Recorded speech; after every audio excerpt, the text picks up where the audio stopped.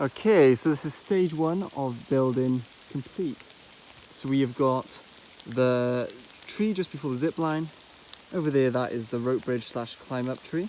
Then you got even more holes on the distance. That is then gonna be the rope bridge tree, and where you see that little rack is where we're gonna have our wobbly bridge.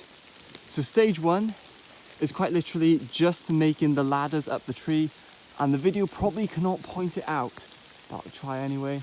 You might be able to see a little silver bolt up there. So that silver bolt is what we're depending on, and the ladders are just there for the setup. This right here is the first usage of my Lion something rope. Bought it when I first started buying climbing gear, and it's been on top of my wardrobe for well over a year. Since 2020 March, just before lockdown hit. So now it's finally gonna have a use. Semi-static line. It's gonna be the overhead wire for the high ropes. Just gonna test it on the zip line first. Now we are on the stage of setting up the course. So firstly, we've got an overhead wire down here. And what we are gonna do is get up one of my bolt carabiners. Very simply just tie a quick clove hitch into this.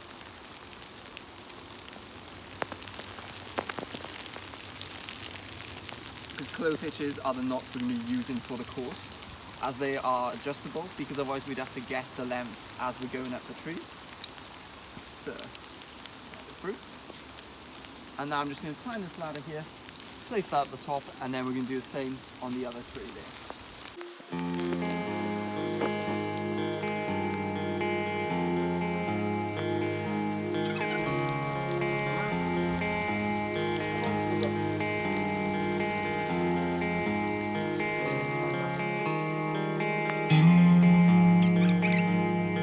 Between these two trees at the set height of those two bolts, and then this will be the overhead wire, and then the obstacle will...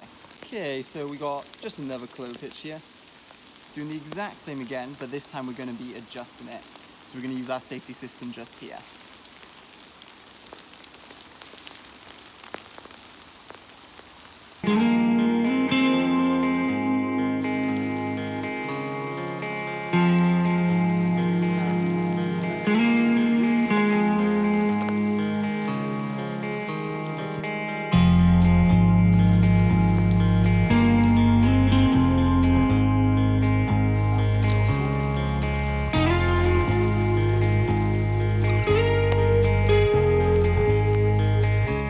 As you can see there, that is as tight as I'm going to do it just for this example. That is what you're going to be hanging on to, and then the obstacle you're going to see in 2 seconds.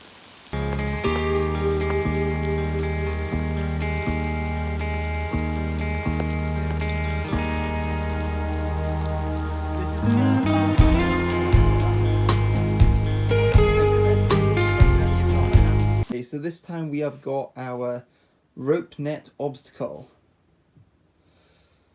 2 times I tried to buy this, and however wasn't getting the right size I needed, so instead I've tied my own version.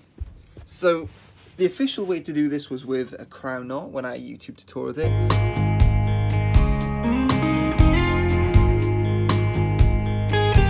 But I found that quite confusing, so instead we have got a pretzel knot quite literally everywhere.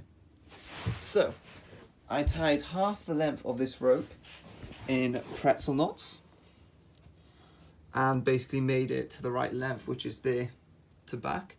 And after tying half the length to pretzel knots, which let's just say was excessive and took forever, we then threaded through this rope through 3 pretzels, and then we tie another pretzel so that it can't go back through, and that makes it shake a little bit but not much. And then at the very end here, we have got a figure of 8 on the bite and another for where it'd get attached to on the tree. This mess here and these 2 were unnecessary when I was trying to figure out the process. Those are just alpine butterflies in a mess. Okay, so for the stage 2 of this, as I'm not going to show you guys stage 1 because it is quite literally a million pretzel knots like this going through each other, which does quite literally took me like 2 hours odd. So I'm just going to show you guys the much simpler part of it. So now, feeding this through all 3 pretzels, holding those together and chucking all the rope down. We're going to tie one on this end, tie it there, and all the way back to here, tying it up with the working end on the top of the pile, making it nice and easy to go through once again.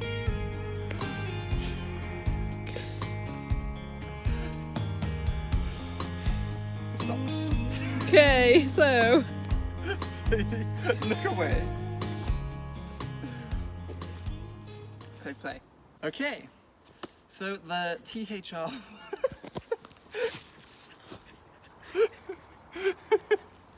Stop recording.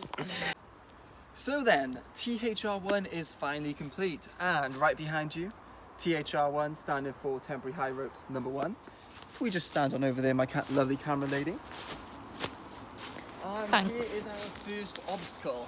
This is now a rope stretcher, which the ends are connected onto the green rope, and it's basically half a rope stretcher. Instead of clove-hitch on both sides, I clove-hitched one, so you get those nice little V sort of holding your foot and working your way around sort of obstacle.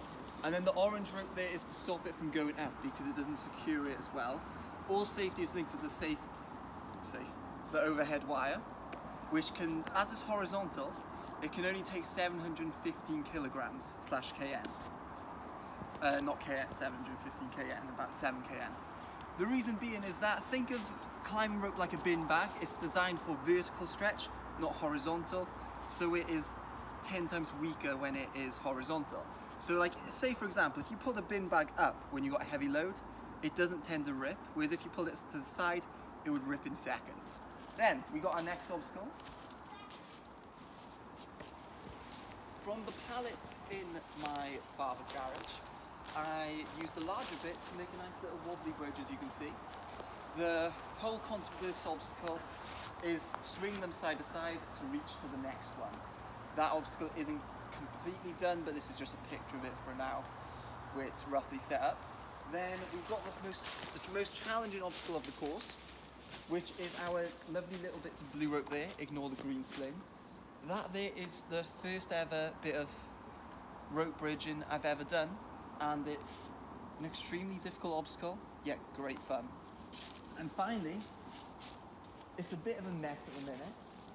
Basically, I bought 2 rope cargo nets. They were disastrous, so I decided to make my own. And if you know, like an American carnival, when they have those like things where there's like 3 square long cargo nets where you have to try and get to the end and not fall off, I've basically built my own one of those in between 2 trees. And finally, we've got a zip line at the very end of the course.